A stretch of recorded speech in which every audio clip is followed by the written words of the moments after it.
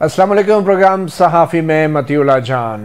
इस वक्त सियासी मार्का और उसका रुख जो है वो सूबा सिंध है, जहाँ पे 3 मरतबा मुंतखब होने वाले साबिक़ वज़ीर-ए-आज़म नवाज शरीफ ने डेरे जमाए हैं और बल्कि वहाँ के सियासी तौर पे उनके कायदीन ने डेरे जमाए हैं। MQM से मुलाकातें लाहौर में हो रही हैं और MQM की क़यादत से मुलाकातों के बाद जो मुश्तरका एलामिया आया है उससे लगता है कि MQM और नून लीग मुश्तरका हिकमत अमली अपनाएंगे सिंध के लिए, और ख़ास तौर पे कराची में। सिंध जो कि रवायती तौर पे सियासी तौर पे पाकिस्तान पीपल्स पार्टी का गढ़ रहा है, अब वहाँ पे नून लीग ने एक नए चेहरे को मुतारफ़ कराया है। सियासी चेहरा है मगर माजी में वो एक मारूफ ब्यूरोक्रेट रहे हैं। वो हैं बशीर मेमन, साबिक़ डायरेक्टर जनरल FIA, जो कि ख़बरों में हर वक्त रहे। माजी में पीपल्स पार्टी के हवाले से जो मारूफ मुकदमात बने जाली अकाउंट्स केस के, उसमें भी बशीर मेमन साहब बड़े मुतहर्रिक थे। और फिर इमरान खान के दौर में उनका एक इंटरव्यू जो मेरे साथ ही हुआ था, जिसमें उन्होंने इंकशाफ किया था कि इमरान खान ने बतौर वज़ीर आज़म उन पर दबाव डाला कि नून लीग के क़यादत के ख़िलाफ़ गद्दारी के और करप्शन के नए मुकदमात बनाए जाएं, बल्कि मौजूदा चीफ जस्टिस काजी फ़ाइज़ ईसा के ख़िलाफ़ भी रेफरेंस बनाने के लिए वज़ीर आज़म इमरान खान की तरफ से बराह रास्त दबाव डाला गया था। तो आज हमारे ख़ास मेहमान हैं सहाफ़ी प्रोग्राम में बशीर मेमन, और ये आज हमसे गुफ्तगू करेंगे बतौर सदर नून लीग सूबा सिंध। बशीर मेमन साहब, बहुत शुक्रिया हमें वक्त देने का। आपके बहुत भारी जिम्मेदारी आप पे डाल दी गई है पूरा सूबा सिंध में, और सियासी तौर पे आप जो करने चाह रहे हैं या करने जा रहे हैं, बज़ाहिर तो ये बहुत मुश्किल काम लगता है, बट एनीवे इलेक्शन भी ज़्यादा दूर नहीं है। तो सबसे पहले तो मैं ये जानना चाहूँगा कि आज तय क्या हुआ है MQM के साथ? ये मुश्तरका हिकमत अमली से क्या मुराद है? क्या सीट एडजस्टमेंट होगी या इंतखाबी इत्तेहाद होगा? ये है क्या? अस्सलाम वालेकुम मतीउल्लाह जान साहब, आपकी बड़ी मेहरबानी, आपके चैनल की बड़ी मेहरबानी। मैं आपको एक अर्ज करूं कि हमारी मुश्तरका हिकमत अमली का मकसद वही है कि अब हम साथ चलेंगे, इकट्ठी चलेंगे। ये तो टाइम आने पर ज्यादा कुर्बतें आएंगी और फिर हम इंशाल्लाह ज्यादा एडजस्ट करेंगे एक दूसरे को, और ये साबित करता है कि हम किसी के साथ भी बैठने को तैयार हैं, किसी के साथ कोई दुश्मनी नहीं है। मुत्तहदा कौमी मूवमेंट पहले भी हमारी इत्तेहादी रही है PDM की हुकूमत में, और अभी फिर इत्तेहादी है इंशाल्लाह, और अगली मरतबा हमारे इत्तेहादियों के साथ मिलकर हम इंशाल्लाह, अब देखिएगा आपने जो गढ़ कहा वो गढ़ नहीं है, वो सिस्टम है। हम सिस्टम को इंशाल्लाह शिकस्त दे के आपको दिखाएंगे। मगर ये वो सिस्टम है जो आपकी नून लीग की हुकूमत में आपका हिस्सेदार रहा विफाक में, तो अब उस सिस्टम के साथ शराकतदारी और हिस्सेदारी के एक तवील सफ़र के बाद आप इस सिस्टम को शिकस्त कैसे देंगे बशीर मेमन साहब? 15 साल की जिम्मेदारी नून लीग पे डालना आप समझते नहीं है कि ये जाती है। और दूसरा, ये प्रोविंशियल सिस्टम है, और ये पूरे सिंध के बच्चे को मालूम है, पाकिस्तान के हर सहाबी को मालूम है कि सिस्टम किस चीज को कहते हैं। आपको खुद ब खुद उसका सवाल का जवाब आम आदमी दे देगा। आप एक जर्नलिस्ट हैं, आपको भी पता है, मुझे पता है, मुझे अंदाजा है और मुझे यकीन है जितनी आपकी नॉलेज है कि सिस्टम क्या चीज है। लेकिन इस सिस्टम का इंकशाफ आप पे कब हुआ मेमन साहब? नवाज शरीफ साहब पे कब हुआ, और अचानक ये सिस्टम आपका टारगेट कैसे बन गया? मैं ये अर्ज करूं, टारगेट वो नहीं बना, टारगेट बना है सिंध को जायज तरक्की से महरूम रखा हुआ है 15 साल से एक सिस्टम है। 15 साल से जो उसके जो बजट है वो इस्तेमाल नहीं होता। 15 साल से अकरबा परवरी की इंतहा है। 15 साल से डेवलपमेंट नहीं हो रही। वो जो 14 महीने की आप शराकतदारी की बात कर रहे हैं, वो एक और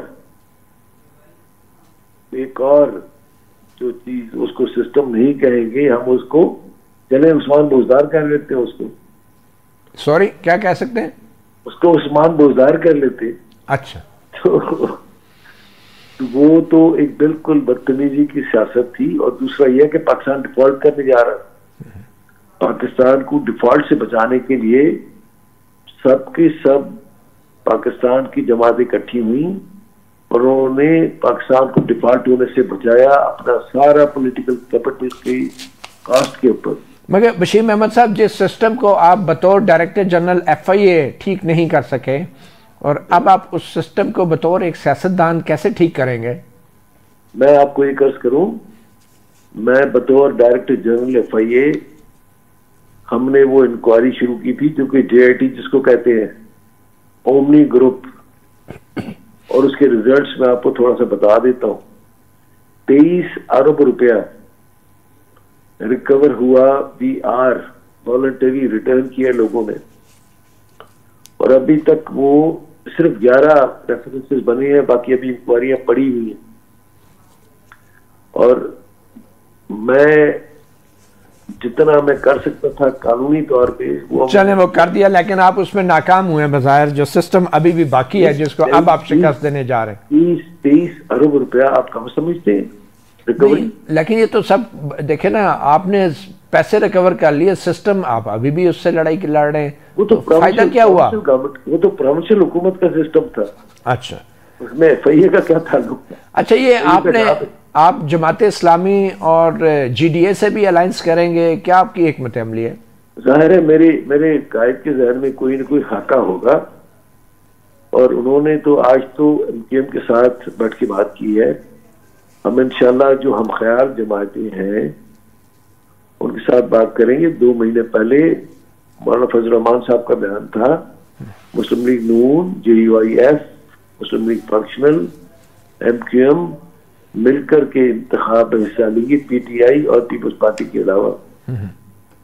ये वो चूंकि जाहिर है थोड़ा सा दूरंदेश भी है, और इंतहाई दूरंदेश और बहुत बड़े सियासी दिमाग रखते हैं। ठीक है, मेरी चूंकि डिस्कशन मेरा वो लेवल नहीं है कि मैं अपने कायद से पूछूं क्या कुछ है क्या है। तो आपका असल हरीफ कौन है? कराची में है, बड़े शहर के अंदर असल हरीफ कौन है सियासी? मैं ये कह रहा हूँ कि सियासी हरीफ तो नहीं होता, हमने लोगों के पास जाना होता है। हर एक अपना एजेंडा लेकर के जाता है कि मेरा एजेंडा ये है। लेकिन PTI एक बड़ी हरीफ रही है। 2018 में 14 सीटें PTI को मिली सिंध से, कराची से। तो अब आप अचानक क्या समझते हैं कि अब उनकी सपोर्ट कम हो गई है अचानक, और आपके मिल जाने से नून लीग को कितनी सीटें मिल जाएंगी कराची में लट से? वो इंशाल्लाह वक्त आने पर पता लगेगा। 8 फरवरी को खुद ब खुद पता लग जाएगा। 8 फरवरी को पता लग जाएगा, बजाय इसके कि बंदा बैठ के अभी ये कहे कि हमने ये कर देना है, हमें वो कर देना है। हम अपना एजेंडा लेकर के जाएंगे, लोगों के पास जाएंगे, लोगों को बताएंगे। लेकिन PTI मैदान में होगी या नहीं होगी? लेवल प्लेइंग फील्ड मिलेगी या नहीं मिलेगी PTI को? नहीं, लेवल प्लेइंग फील्ड तो हम PTI के लिए नहीं, हम अपने लिए मांग रहे हैं सिंध में। अच्छा, लेकिन मगर वो बिलावल भुट्टो तो आपसे मांग रहे हैं, नून लीग से। अच्छा, देखिए आप मतीउल जान साहब, आप एक जर्नलिस्ट हैं। इलेक्शन कराना प्रोविंशियल चीफ इलेक्शन कमिश्नर का काम है, और दूसरा प्रोविंशियल गवर्नमेंट उसको सपोर्ट करती है।